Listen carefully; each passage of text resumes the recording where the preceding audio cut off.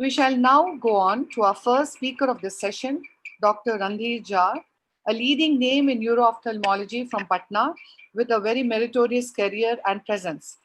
He is going to be talking to us on managing double trouble. On to you, Doctor. Am I audible? Yeah. You can share your screen. Yeah.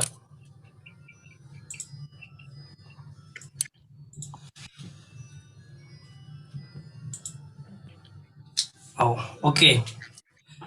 At the outset, I am thankful to the ARC whole team, especially the chairman ARC, for giving me this opportunity to speak before this August gathering.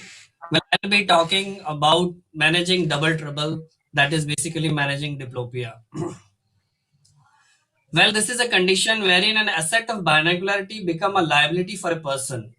This condition has potentially many causes and many anatomical structures are involved in this.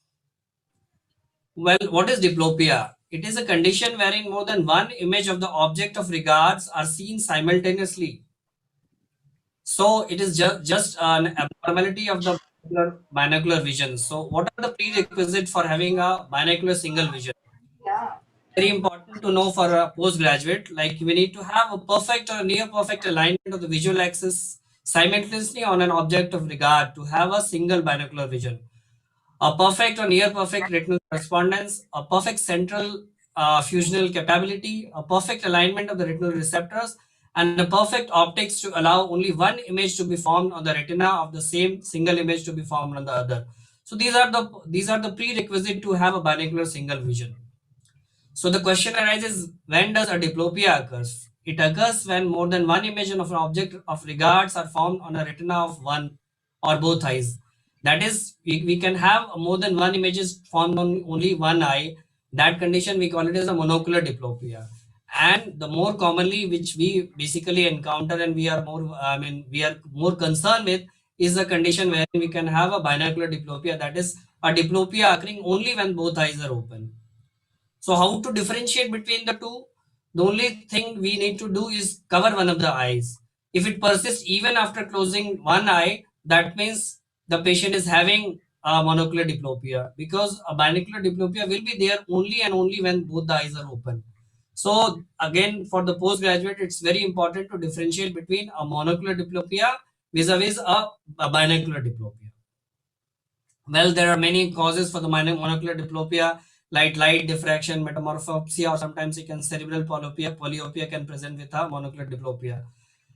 So in that condition, also we need to carefully look at carefully examine the patient's eye, like some conditions like keratoconus or some iris anomalies like can present with a double vision. Even any abnormality in the optics of the eye can give you more than one images, and so the patient can perceive a diplopia in one eye. More importantly is the conditions which are basically related with the lens, that is lenticular polyopias. So all these things are will be very much evident on the clinical examination itself.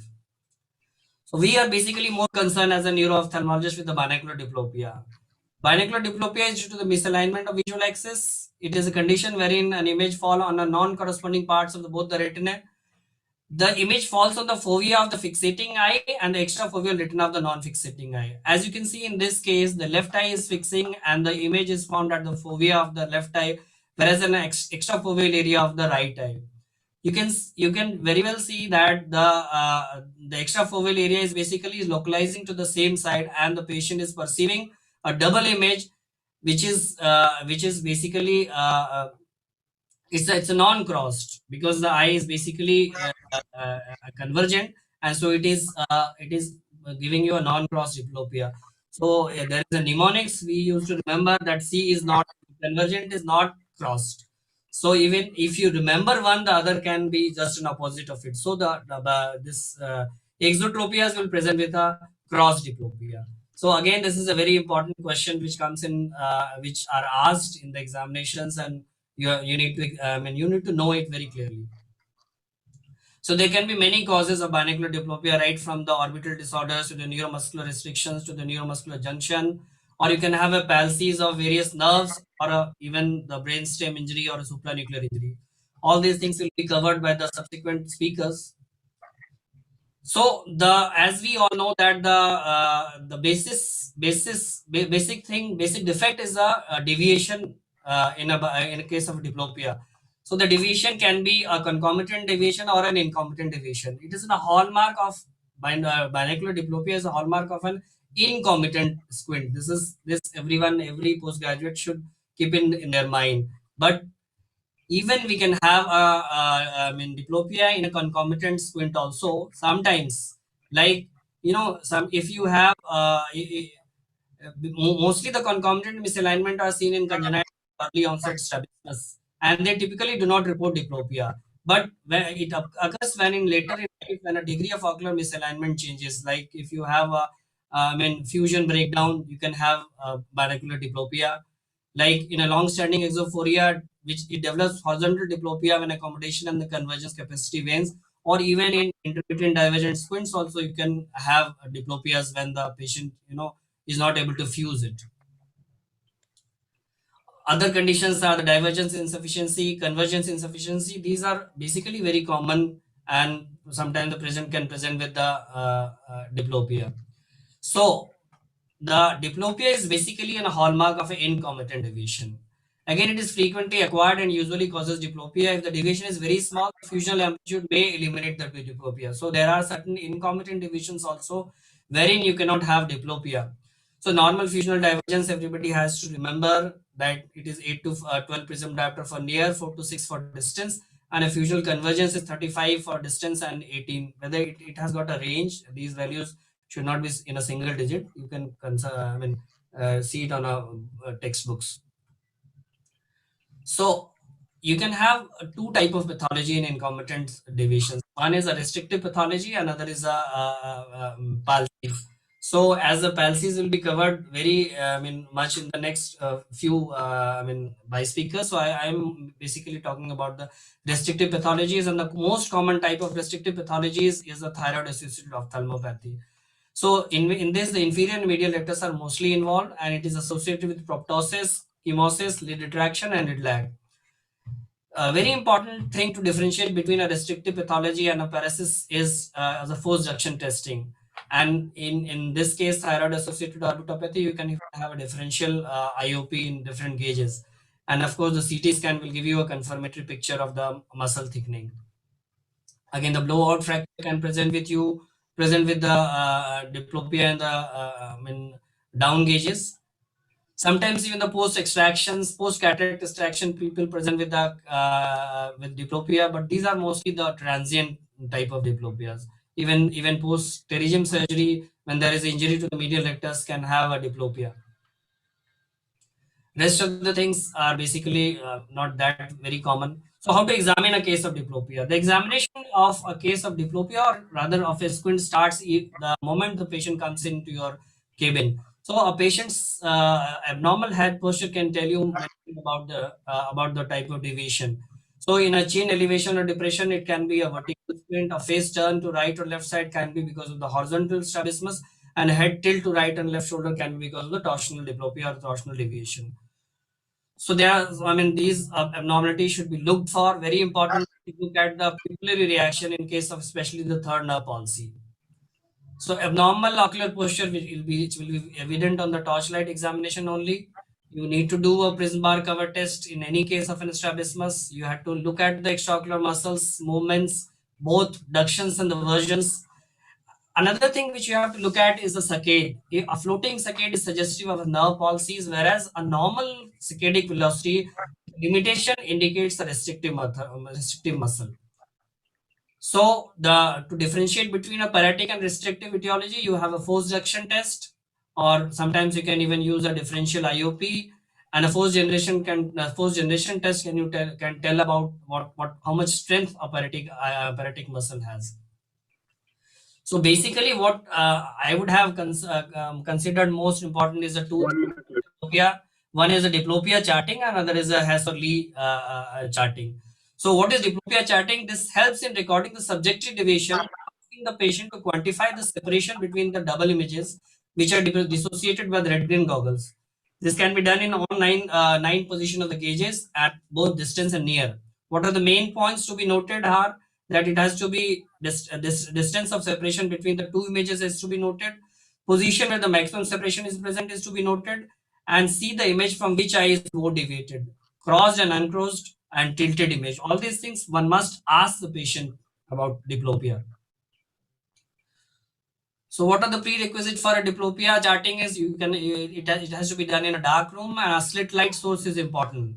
It should be a horizontal slit light for a vertical vertical deviation, and a vertical slit light for the horizontal stability. Plus the patient wears the red green goggles. Normally the red one on the right eye. This is how diplopia charting will be there in case of a left sixth nerve palsy.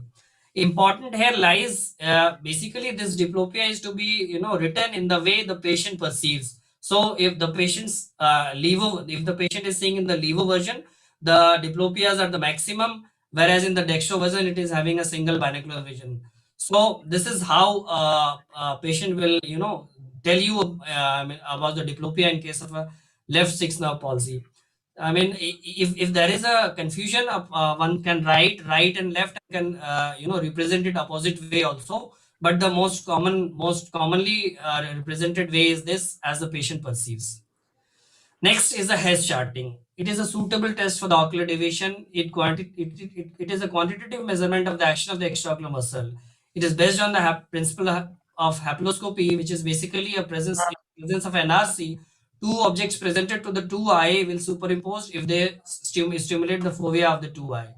The prerequisites for a Hess charting is a good vision in both the eyes, central fixation, and a normal retinal correspondence. So a Lee's charting is basically you have a septum, mirror septum, and one eye fixate and we chart the field of the other eye. And fixating eye determines the innervational input, and the excursion of the other eye is basically charted. So how do we interpret a Hess or Lee chart? A compression of the spaces between the two plotted fixation points indicate the underaction of the muscle acting in that direction. Expansion indicates an overaction. Smaller field belongs to the eye with the paretic muscle. Unaffected eye shows larger field expressing the overaction of the contralateral synergist, and fields of the similar shape and size seen in concomitant deviation, whereas the dissimilar shape and size are basically represents an incompetence. These are some of the examples. As you can see, this is a case of a right little lattice palsy. This is a right eye field. You can see that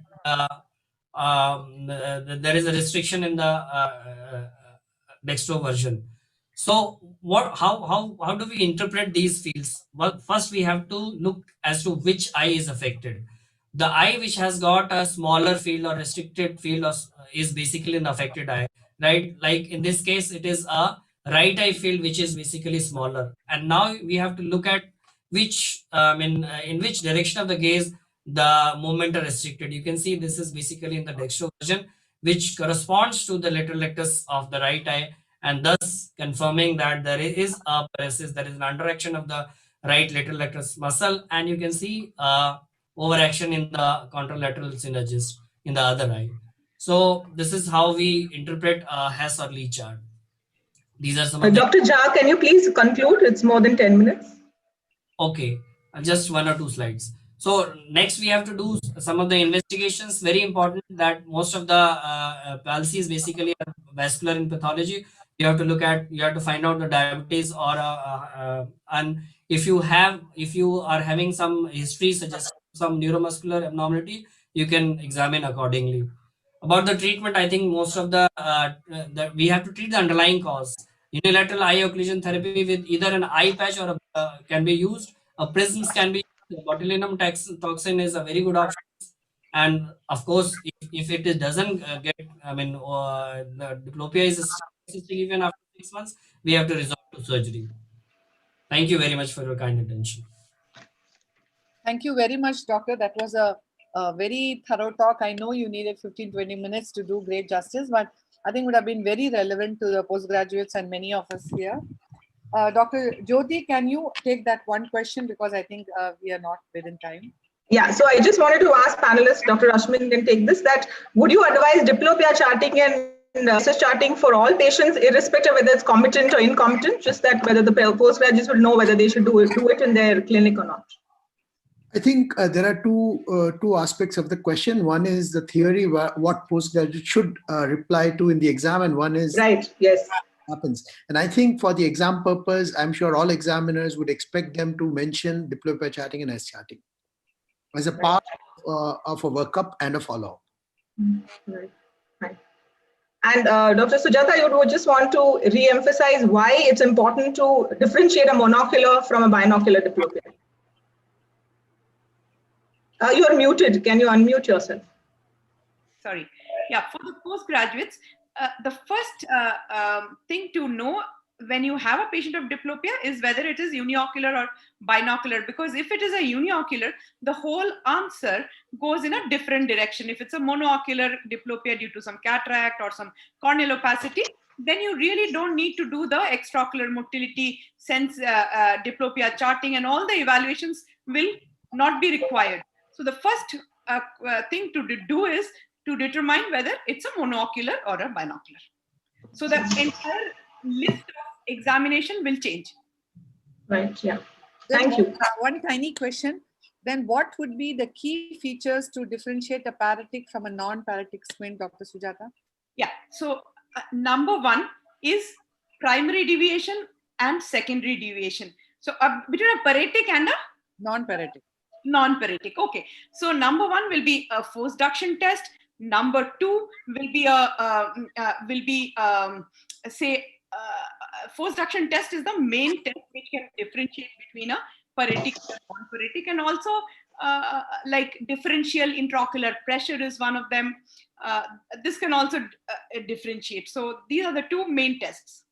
Yeah, just to add one more point is Actually,